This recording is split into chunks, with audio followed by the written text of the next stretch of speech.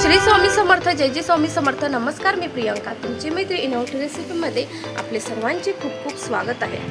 तर मित्रांनी मैत्रिणींनो, कोणी तुमच्यासोबत कितीही वाईट वागू द्या, पण तुम्ही मात्र त्याच्यासोबत कधीही वाईट वागायचं नाही.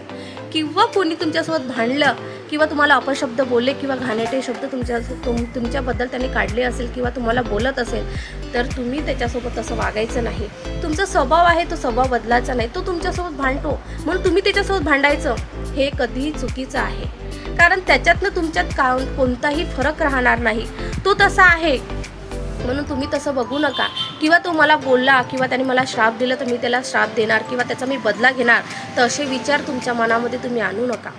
माफ करणे हा गुण सर्वांमध्ये असला पाहिजे. मग तुमची चूक असो या नसो, माझा तो स्वभाव आहे. माझ्यासोबत कोणी किती वाईट वागू दे, मी त्याला माफ करते.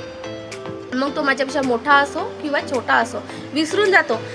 पण मैत्रिणी हे सगळं करताना आपल्याला खूप म्हटलं तर खूप त्रास होतो, हे मात्र नक्की आहे.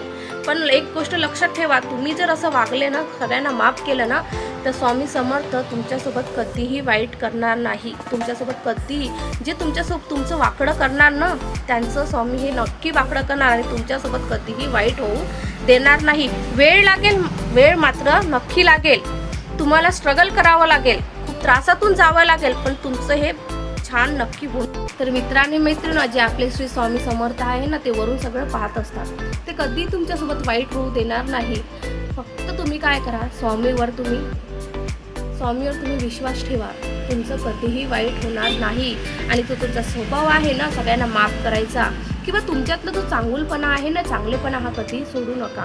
समोरचा व्यक्ती तुमच्यासोबत किती वाईट करू द्या किंवा तुम्हाला किती घाणेरड्या शब्दात बोलू द्या, पण तुम्ही तुमचा स्वभाव हा बदलायचा नाही आणि त्याच्यासोबत भांडत फिरायचं नाही.